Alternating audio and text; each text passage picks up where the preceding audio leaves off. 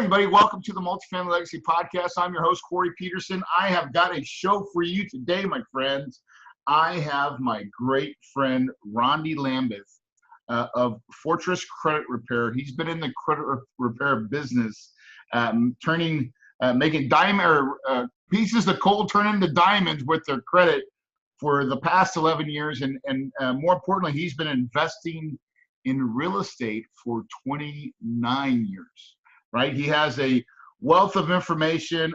We just actually did our first deal together, and we're out there crushing it. So, Rondi, welcome to the show, brother. Hey, thanks for having me on, Corey. Appreciate it. Yeah. Hey, so just before, so we can give a little bit of backstory of a history of who you are and what you do. I want you to give my audience just kind of a rundown of who you are and kind of your MO, man, what you're about. Yeah, it's easier to start back. I grew up extremely poor, no running water, no electricity, dirt floor for shack. And we actually got our food out of a dumpster. Every Wednesday after school, we'd go climb in the dumpster, go dumpster diving. That's where we got our food and our clothes.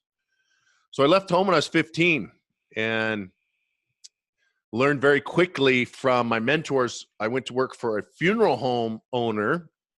And at 17 years old, I was a licensed funeral home and embalmer apprentice in the state of Oregon. So guy was a multimillionaire, and he started teaching me at 16, 17 years old, the importance of owning real estate, owning your business, I remember his wife used to show up, and every Friday she'd get her $2,000 of petty cash. And that was a lot of money back in, 1987, $2,000 a week, $100,000 for petty cash. And so I bought my first home when I was 18. And I remember going to high school, had my own house, and, the cool kids, the rich kids were making fun of me because I lived in the trailer park, and my reply was, yeah, but you live with your mom, right? So it wasn't as nice as the homes I've owned since, but it was mine. I think I paid $15,000 for it, lived there 3 years, and I sold it for $15,000, probably something like that. And I've just been buying real estate ever since. And I owned a property management company. My wife and I both owned separate real estate offices in Colorado. And somehow we got involved in property management during the crash. And I started buying these homes for literally $1,000. So they're going into foreclosure. They'd sign over their deed for $1,000. I'd fix their credit so they could buy something else. And I'd rented these houses out. And the next thing I knew, I owned over 100 properties. I got to tell you, that was some of the worst years of my life. Let's go through that just a minute. Yeah. I think at the peak, I had 122 properties. Almost all of them were in the same little town, Colorado Springs, Colorado. So it wasn't like it was spread all over the place. I think we had one up in northern Colorado, but that was it. And man, what a nightmare that was, dealing with the 122 different tenants with their kids and their dogs and collecting rents. And it's something I'd never want to do again. So we sold that company in 2012, and I started buying other homes and fix and flipping them, kind of fix and flip, if you will, using my Roth IRA. And I still have some homes that I fix and flip through my Roth IRA, primarily now in Atlanta, Georgia.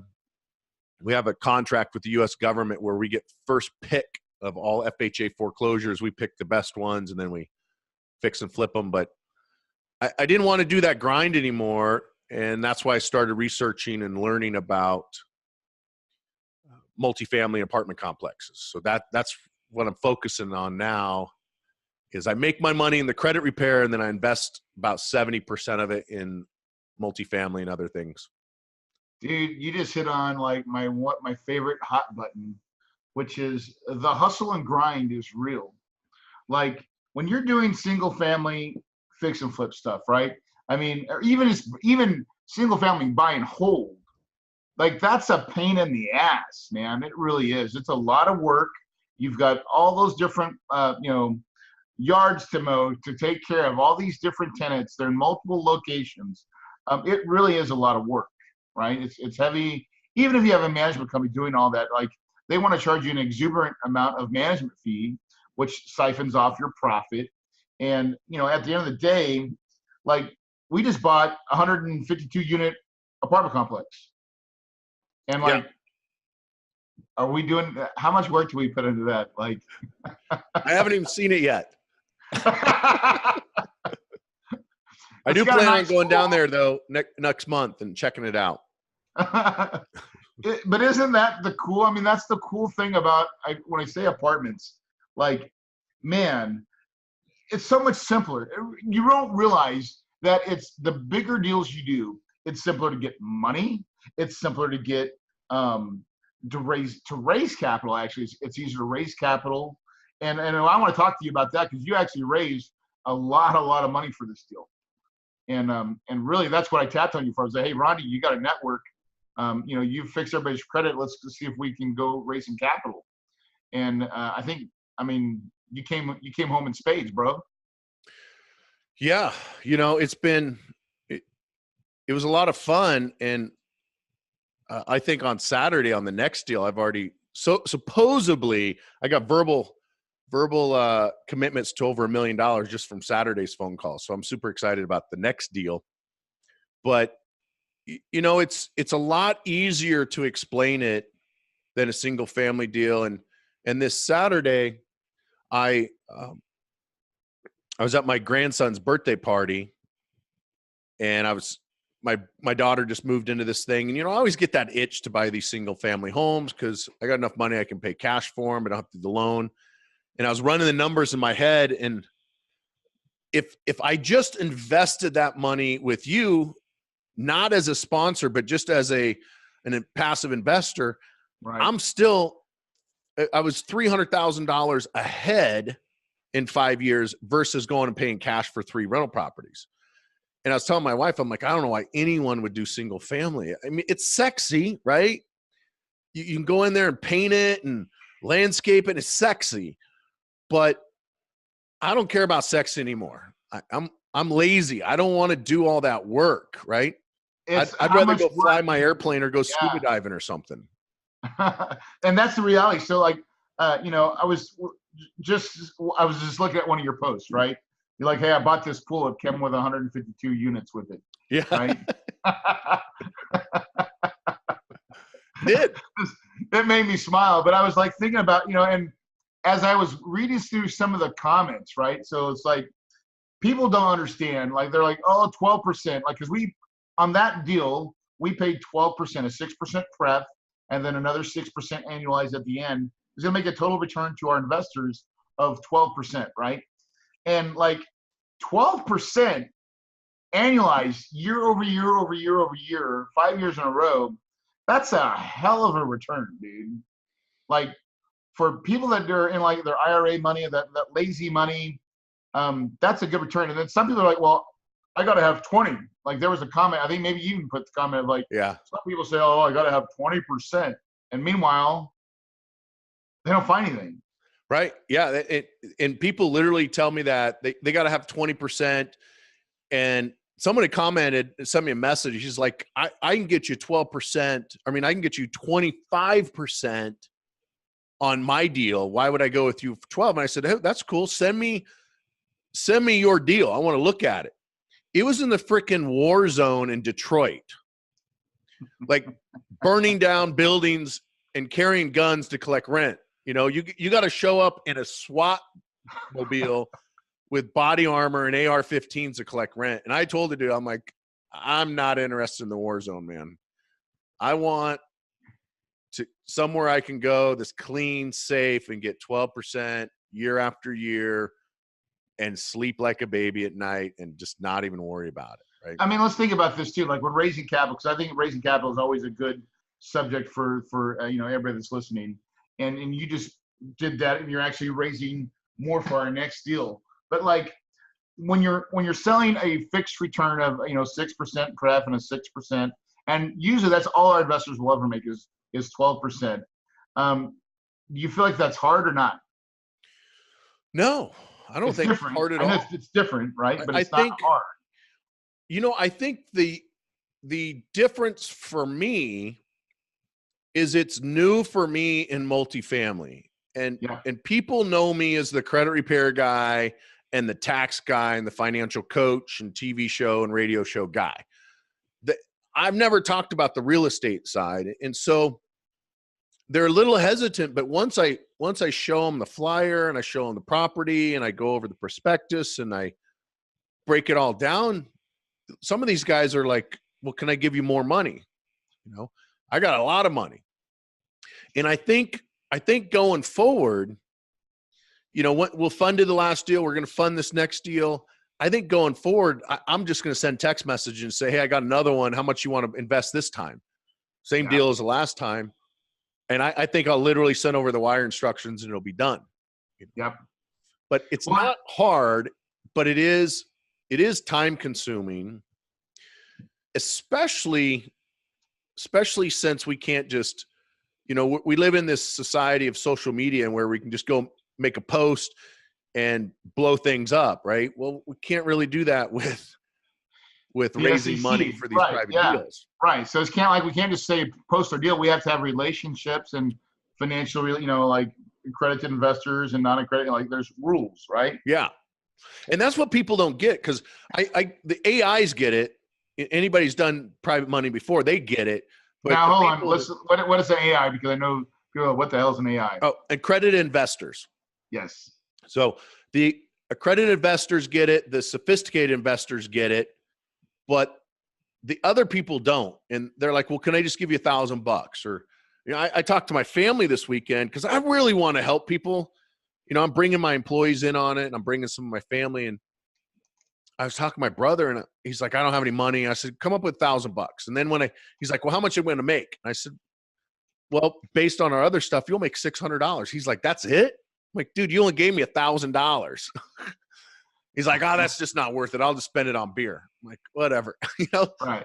That's the frustrating part for me. So it's not hard. It's just time consuming. And you got to remember, they're in the situation they're in because of the way they think. Well, and now, and I want to preface something to you, right? So, and I've been raising money for a long, long time. And so the truth is it gets easier, right? It really gets, you just alluded to it. As you start raising capital, what happens is you start getting a bunch of believers, right? And especially the way we do it, because we send out those reports every month, and they start getting that drip. They start feeling confident. They start getting their checks on time, right? And once that really starts to happen, about their second check, they are now loyalists. In other words, whatever you say is the truth, right? And it's just a matter of, and it's kind of like, do you got any more, Rondi? Yeah. Right? I just want it. Do you have any more is all I want to know. Yeah, I think that's really important that you brought that up, that you send out a monthly report. And I've seen your reports on other deals, that you send that thing out, and after the second, third time they got a check and they got a stack, literally a library full of these reports. They see that it's legit, and like I talked to a guy yesterday, and he's like, yeah, I'll give you $100,000. I mean, I just called him up, said, I got this deal. He's like, I'll throw 100 at it. And if you show me it's real, I got a lot more money. And he's a New Yorker, one of those guys that wears his shirt unbuttoned down to his belly button with a big old gold chain. And he was serious. He will throw $100,000 at anything, knowing that if he doesn't get it back, it's not gonna matter. Right. That's a key point, by the way, right? Key takeaway. If anybody's listening right now, Rondi just dropped a freaking bomb, because everybody has more freaking money, dude. They don't even tell you. Now, this guy, right? But like, the thing is, man, you get someone to dip their foot in the pool, and then once they experience, I'm telling you, everybody has lots more money that they don't even tell you about. And they're just trying to see if you're for real. That is it. I go get IVs once a week here in Vegas. I'm battling Lyme disease, and the nerd where I go, the guy that owns it, his name is Siegel. He is a billionaire, and guess what he buys? rundown apartment complexes in Las Vegas, and he converts them into decent workforce housing. They're not special, but the dude is younger than me, younger than you, and he's a multi-billionaire.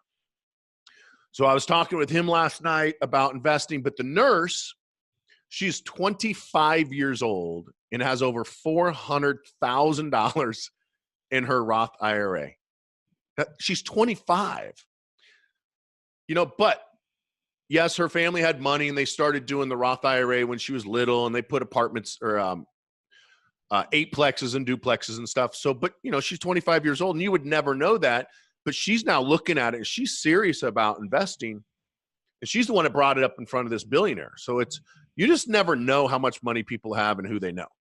Man, I was giving a speech one time in a RIA or something. And I was like, here's the funny thing about money is we all go walking around and none of us have like a placeholder saying our net worth, right? Because they would scare the crap out of people. So because you're like, what, that guy? Yeah. That guy right there, like, and because you never know, man. You just never know how much people, and the other part of that is how much stinking money is really out there. That I think because like you and me both grew up poor, right? So like we've been programmed, unfortunately, right? Programmed to think like poor people. And luckily we've had really good mentors. I mean, you just said it. I know I've had really good mentors in my life. You have too, that we've had to reprogram ourselves to be successful. Because the poor man's thinking is like, it's all about my little circle and like you're lucky to have anything. And a rich person's vision is way more broad, and really it's the principles of money. And when you really realize how much money is out there, and it's really looking for people like us, Rondi, deal makers. They call it cash flow for a reason. It flows out of people's hands that can't handle it, and it flows into people's hands that know how to make it grow. And that's essentially, I think, what we do as syndicators in raising private money is you have a concept and a process that we can take money and we give it back to them with some interest. Yep. And the vehicle's real estate. I have a really good friend who's very good friends with Grant Cardone, and guess who's he's going to invest with next month? Not Uncle G, but Uncle Corey and Rondi. But he says all the time, he's like, if you hold on to that money, you can't do anything with it. You got to let it go. And it surprisingly or magically replaces itself with more money. You got to send it out into the world to conquer other monies, come back with more kids, right? And basically they're your slaves. They go out and they conquer other territories and bring back more slaves that have more kids. Yep. But yeah, it's cash flow. Richest man in Babylon, right? What's that? Richest Man in Babylon. That's right. It's a great book. I read it every year. So, you just brought up that point too of like, you send money out, right? One of the questions that I want to see what your take is on this is that, I talk with some fix and flipper guys, right? And they're always concerned with, Corey, I've got this amount of money right here. This is the money I've been working with. And if I invest it, and if I tell them to invest in your deal, then I don't have the money. Like, it's gone. And I just think that's so sad, right? Because what they're saying is, they've never had a reason to go out and raise more money. Like, they've gotten really comfortable with, I've got like 3 million and I work it. And so they think that if they go and give it to me, that they're done. And that's simply not the truth, right? Like, you just raise money from people that you have relationships with, and like, there's a real chance that a lot of them are going to give you more. But you got to ask. Like, it's not any harder than that. I mean, asking for capital is not a bad thing, and it's not like we're not selling. Let's put it that way, right? We don't sell our investments like, oh God, you need to buy this, right? We only offer opportunity. I think there's a big freaking difference. You want to talk to that? Yeah, And that's the thing, is back to raising money. It's not hard. It's time consuming. And I have people that are committing to our next deal that I don't even know. Now I know them, but when I met them, they asked about it. And I said, hey, we got to build a relationship. We got to date first, right? Yeah. But back to the other part of what you were saying was, when you have money sitting in your checking account, you can get fat and lazy and complacent and comfortable. And I did a podcast recently with Brad Lee, and we were talking about that, where one of the things that Grant Cardone says on a regular basis is stay broke. And I truly believe that. And what he means by that is, the moment you have enough money to go do another deal, spend it all, because then it keeps you hungry. I reinvest all my money. Yeah. I mean, one of my brothers recently asked me for some money. And I'm like, bro, I don't have any. I'm broke. He's like, how can you be broke? I said, I just bought a $9.6 million swimming pool in Yuma, Arizona. Right. And I don't got no money left. People ask me all the time, right? And now I have to keep a certain amount of liquidity around, but like, other than that liquidity that I have to have for banks to give me loans, I put the rest of everything I own in my game, because I'm about the cash flow. So right. like, if you don't, that money just sits there and it's not doing anything. It's not working. It becomes lazy money, right? Yeah, and I can't stand the thought of it. And comfortable. And when you're complacent and comfortable, you're not growing. And if you're not growing, you're dying. Yeah. Hey, let's talk about something that I know you're going to love to talk about: taxes. Oh man. Right. Yeah. Because that's it. One part of real estate is like cash flow, but there's another part of real estate that not many understand, but the ones that do, I mean, this is a big play, man. Yeah. For me, it's a big play, because Corey Peterson does not pay taxes. I'm sure Rondi doesn't pay taxes either. No. Right. But like, that's because we're smart. Talk to it, baby. Yeah. A few weeks ago, or I should say recently, I was in a Starbucks, and it was either the Wall Street Journal or the Washington Post. And I don't remember which one it was, but the headline was, Trump's son-in-law hasn't paid taxes in over a decade. Yeah, like 5 or 10 years. Yes. Yeah. I read and it. He's bought over $3 billion of real estate and has a net worth of $350 million, something like that, and hasn't paid taxes at all. And they made it like a hit piece. Let's like. Yeah, they made it look like he was a criminal.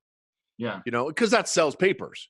Right. And when I talk to people, and I work with a lot of celebrities and stuff, and that's what they're coming to me for. It's not really the credit. It's to learn, how do I make millions of dollars a year, like you talk about that you do. And last year, Corey, I paid $13,000 in tax. Yeah. $13,000 total, which is ridiculous compared to the almost 8 figures that I earned, that I paid 13 grand. But how did I do that? It's through depreciation. And now this year, I'm not going to pay any taxes at all. Now, I do pay self-employment tax on my salary, and I pay multi-6-level, 6-figure taxes for all my employees. And this is why the government, they reward you for doing what they reward you for that. They reward you for doing what they want you to do. The government wants you to be wealthy. And I didn't believe this for a long time, but now I do. The government wants you to be wealthy. The government wants you to prosper. And if you do what they want you to do, you don't pay taxes. And the people that don't do what they want you to do, they pay all the taxes. Right? So what do they want you to do? They want you to provide housing for people that can't afford to buy. Yes. If you do that, they reward you by offsetting your income. And dude, if you do it right, that's why I love what we do, because we buy 70s and 80s types of products, right? They don't even build those properties anymore, right?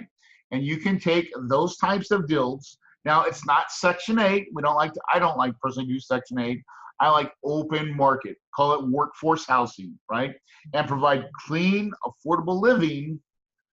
Dude, you can always keep those things rented up full, and then Uncle Sam gives you a nice reward. Very. And they just changed the tax law, by the way. I know. Yeah, it's And good. so, And and there's some other things that you can do that Uncle Sam will reward you on, but it's risky, like drilling for oil wells. You get tax credits, but you get credits because you could lose every single dime you have with this sexy money. And so I like the safe, secure, just the good, boring. steady. It's like in high school, that good, steady girlfriend that was always around for you. Not. I like to relate it to cars, right? Yeah. I always say, listen, that Lamborghini, it looks nice, it shifts good, it's quick, or let's call it the Ferrari. I'm technically in the Ferrari club. The Ferrari club is when you buy a Ferrari and you have to go get it repaired all the time. Right. But sometimes, those are the risky, like they turn the corner, but like speed can kill. Okay. Yeah. I feel like what we do is more like the Cadillac, right? Right. The ride's smooth, right? It ain't gonna go too fast. It's got nice suspension. You don't feel the bumps, right? But you just kind of get on your way and you arrive to your destination, safe and secure, right? And at least that's my analogy on cars. Yeah. To what we do into the, apartments. And here's the best part about that is, like, when you have 152 people living in one spot, one yard, right? One pool, like, it's easy to manage. And in fact, we have staff people, right, that manage our properties for us, like the real people that work, and we make our property managers live on site. Same with our managers, they live on site, so they have to own their work. And then we still have enough profit left over to pay a management company to really manage the people. And then all we do, Rondi, is manage the people that manage the people. We manage the managers. Yeah. Well, that's high level. That's what really owners should be doing, is making big decisions on like slight course corrections. That's all we got to do. We've hired the right team to do the big lift, right? We spent more time and energy. I know I spent a lot of time and energy in finding the correct manager, the correct, systems and procedures. Once you've done that, then it's a matter of wash, rinse, and repeat, right? Once we find a deal, that's why we're buying this next deal. It's not even hard. Like, we just closed a $10 million deal, and we're going to go buy another $10 million deal. And like, nothing's going to break. That's amazing, right? Like, that's fun. Yeah. And that's the thing, is it's when I had the 122 properties and 2-3 people living in each one, and the yards, 122 roofs and it's just a nightmare versus one location. Everything's the same. It's just so much easier. Hey, let's talk about credit repair. Better tax write-offs too, by the way. Oh yeah. Let's talk about credit repair too, because I want to make sure, like, we have a good amount of listeners, and they could be having credit issues, because credit is important. How do I buy multifamily properties? I have good credit. Now, they don't look as hard as your credit, but it's still very important to have business credit, to have your personal credit cleaned up. And Rondi, that's like your bread and butter. You rock that out. That's your bread and butter right there. Yeah, I say this all the time on my show. It's so much easier to become wealthy with good credit, because when you have good credit, the banks will throw money at you, and you can just do a lot more with it.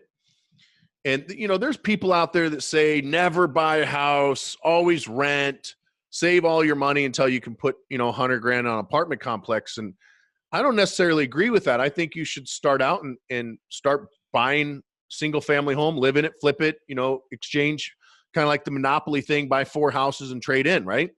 Yeah. Well, it's pretty difficult to do that if your credit sucks so bad that you can't even get a credit card, or you can't get a car, whatever. So credit is so important. And we're not living in the 1950s where everything's on a handshake now. The handshake is your credit score. Yes. And it's accurate. It's so accurate that FICO, what they're doing is they're predicting the future of you having a major derogatory item on your credit over the next 2 years. That is what your score is. And they've done literally hundreds of billions of scores That's why the majority of the banks throughout the world trust FICOs, because they're good at predicting the future. And that's all your score means, is what is the likelihood of you paying on time? And it has nothing to do with if you're a good person, it has nothing to do with the color of your skin, your sex, where you work, your job, how much money you make. It's solely based on the likelihood of you paying your bills on time.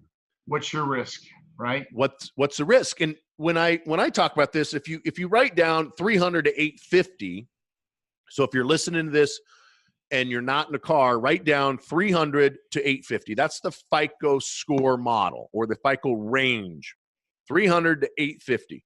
If you put a period between the two zeros on 300 and put a period between the 5 and the 0 on 850, so it's 30.0 and 85.0, and then you put a percentage sign between those two numbers, so it's 30% and 85%.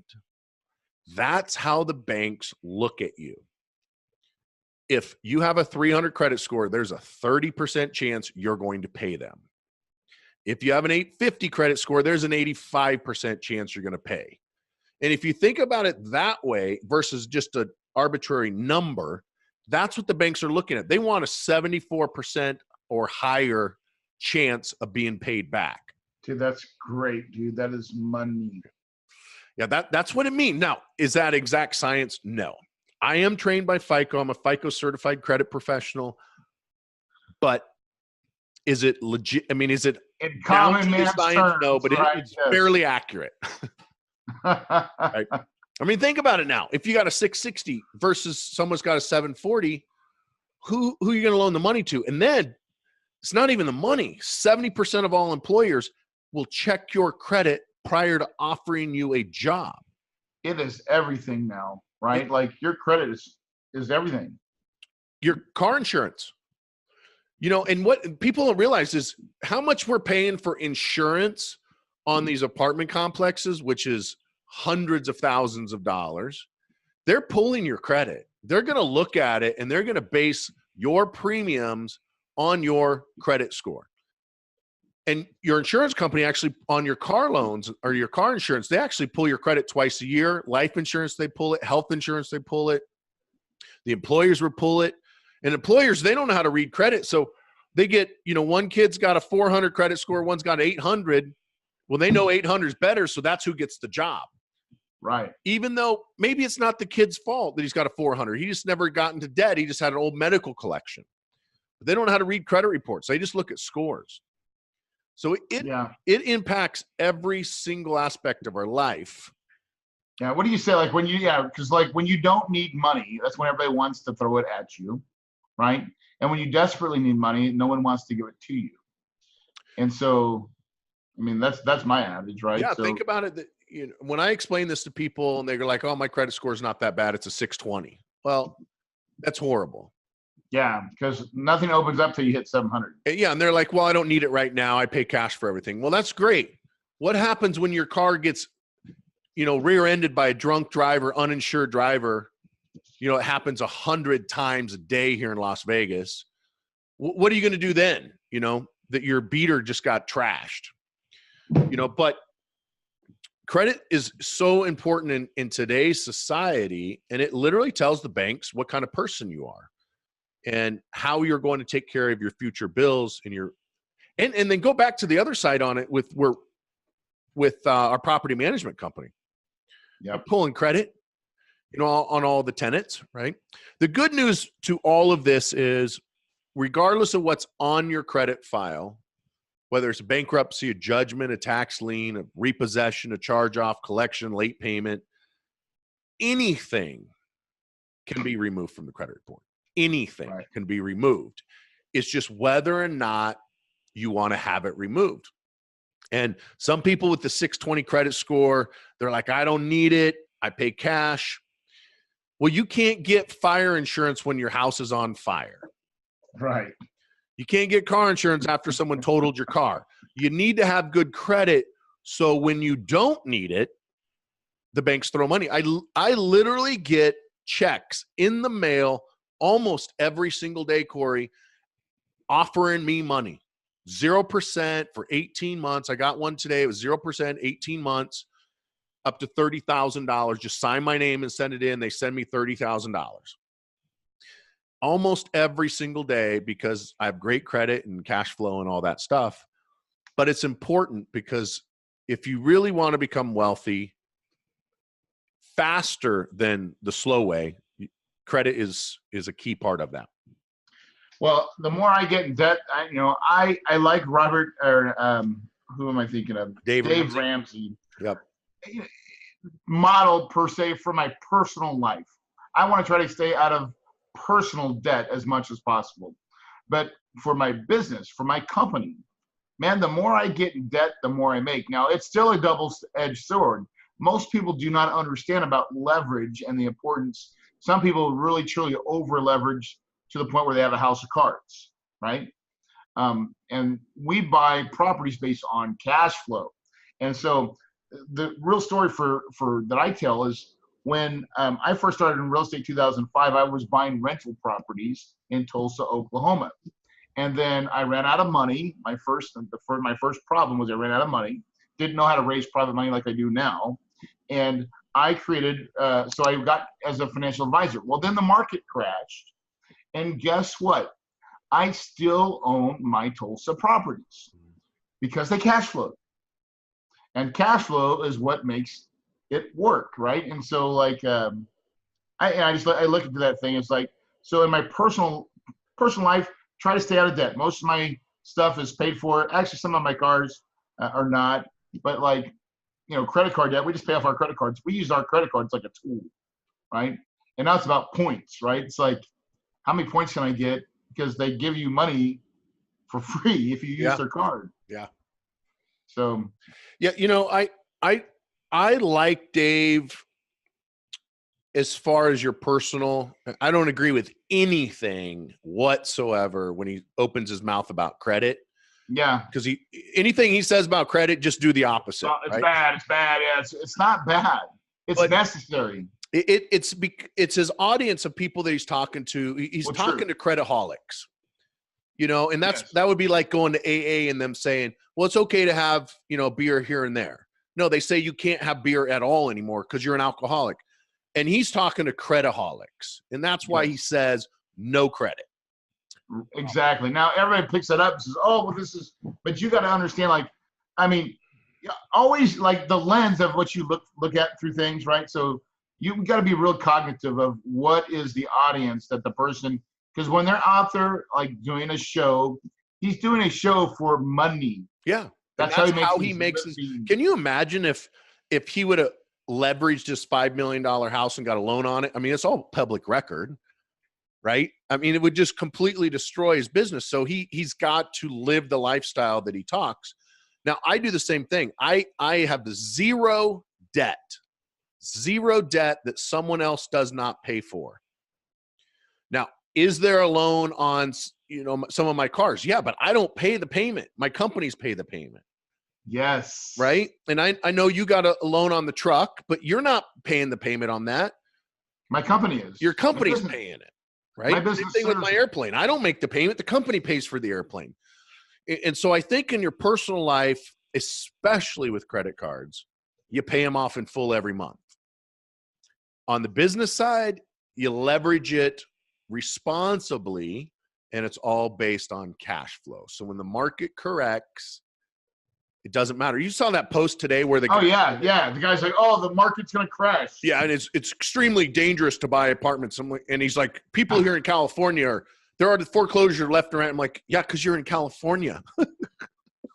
It was amazing because it was like, listen, that's why we avoid California like the plague. Yeah. Because it doesn't make sense to invest in California. Now, there's lots of other states where it's really good to invest in. And listen, here's the real truth. People don't understand this, but if they're when the market does crash again, and it will sometime, right? Understand the economics, because we own properties that are very, what I call value add.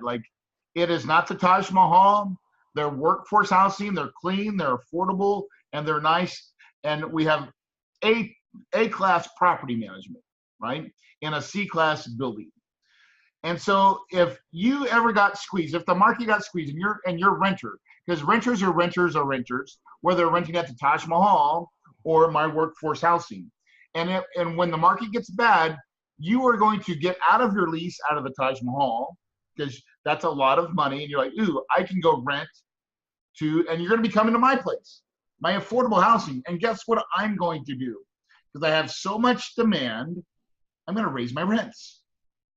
When the market crashes, I will put money down and say, Corey Peterson and all of my investors and all my people that are with me, we are going to experience an increase in revenue.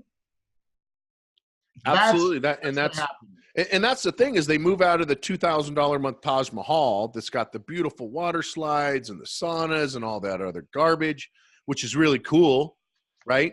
But we don't want that, because when the market, and not even the real estate market, but when the economy changes, they're going to move out of that place and they're going to move into ours.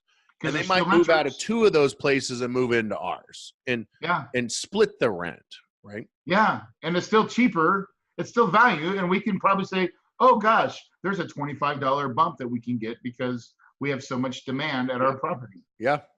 Because the new places can't compete with us.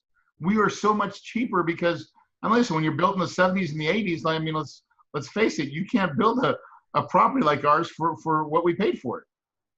Yeah, I had someone today message me about Boise, Idaho. I was there 2 weeks ago, and he's like, man, you should come here and look. And I said, man, I've been looking there, but it's like four caps, you know. There's no way you can make any money on those deals because they're all brand spanking new. Yeah. And they're all Class A brand new buildings. And that's the REITs. REITs make that game. That's why I told him, I said, those are all REITs buying that stuff. Yeah, that's not us. That's not the model, right? And so, but like that kind of money is stupid. Like their cost of capital is so much cheaper. Like, listen, we pay a really good solid return of 12%. That's good money. Ask how much a REIT pays. It's like 3%, 4%. 3 or 4%. Yeah. When they're borrowing capital at 3 or 4%, you have so much more buying power. You can do deals that we can never touch, right? And but now, ask me this: how much like oversight or like how horrible are REIT buyers? Because they're usually Wall Street jockeys. They're not deal makers. I think that's the difference between the street and Wall Street, is that, and Main Street investors like you and I, Rondi, is that they don't have the nimbleness to understand what a deal is and what a deal's not. They just look at some other stuff, other factors that I would never understand, and they're like, well, we got to place this money. And so some of it is, bad choices. It's the mutual funds and the ETFs and stuff, and they're trying to protect their losses. So they'll pay you 3% in the REIT to offset the 3% that the mutual fund's going to lose, and so in the end, it balances out. Yep. It's a diversified fund, and the king of all trading will tell you not to diversify. Warren Buffett, he doesn't tell you to diversify. He says put all your eggs in one basket and then watch the basket very close. Right? A lot of people think that Warren, I'm going to go down a little rabbit hole. A lot of people think Warren made all of his money, makes his money from the stock market. And that's not really true. He makes it by buying companies, breaking them apart, or making them better. Like, look at Dairy Queen. Right. He made billions of dollars with Dairy Queen because it was failing. So he bought it, put in the right management. Like we were talking about earlier, you got the Class A or the Class C properties, Class A management that live there, that keep the place functional, where we manage the managers who manage the property. They're building Dairy Queens again. They just built one in my neighborhood. Like, for a long time, that was a stagnant brand, right? Yep. Very stagnant. Not so much anymore. They're finding little ways to win. And that's where, that REIT money it's stock market money to hedge their losses is really what it is. It's kind of like gold. You don't buy gold thinking you're going to make a bunch of money. I did a show on this recently. and someone said gold's a bad idea, and my response was, well, that's like saying about, buying a bag of broccoli, putting it in the freezer, and then open it thinking there's going to be more broccoli in there. That's not how it works. It's a bag of broccoli. It's a bag of gold, and it's a REIT. It's not going to make you rich, but it will be there. Yeah, that's a great analogy. Well, listen, dude, hey, so let's talk about real quickly. We'll talk about your podcast. So, how do people get to know Rondi? How do they get involved? If they want credit repair, how can they follow you, brother? It's rondilambeth.com. That's RONDI Lambeth.com. So that's my personal website. Facebook is obviously, it's just Facebook/Rondi Lambeth. Twitter's Rondi Lambeth. Instagram's Rondi Lambeth. LinkedIn is Rondi Lambeth. And then the show, the new podcast, because I did an actual radio station show for 7 years. At my peak, it was on 400 stations nationwide. I took a couple years off, and now I'm rebranding. I actually have a brand new show coming out on November 3rd called The School of Wealth.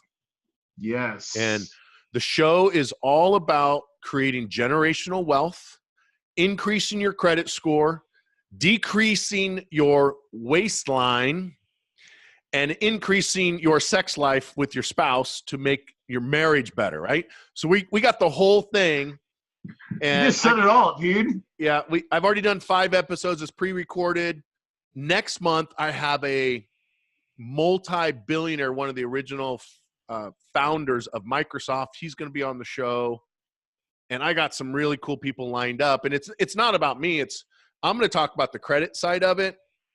But like you're going to be on it where you have a lot more experience about multifamily than I do. And so you're going to talk about that. And Naveen's going to talk about building multi-billion-dollar companies. Talk about losing money. On Sunday night, he was worth $32 billion. And when he woke up in the morning, he was worth $2 billion. He lost $30 billion overnight. But he's come back from that. His company, it was Infosystem. It actually was the start of the tech bubble burst. It was his company that caused that whole thing. They didn't cause it, but his company was the first one to break.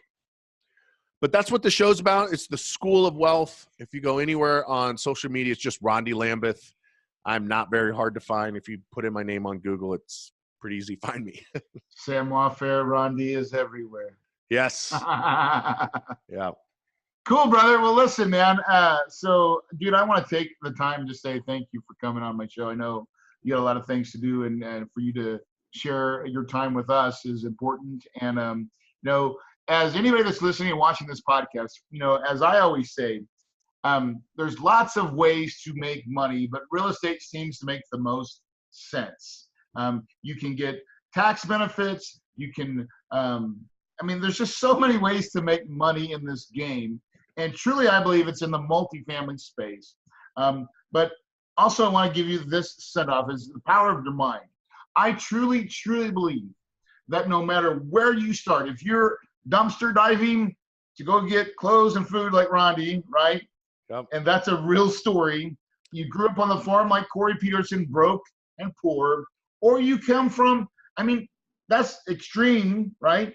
Or, hey, listen, you grew up in a family that's great. Doesn't matter. But the difference is the power of your mind.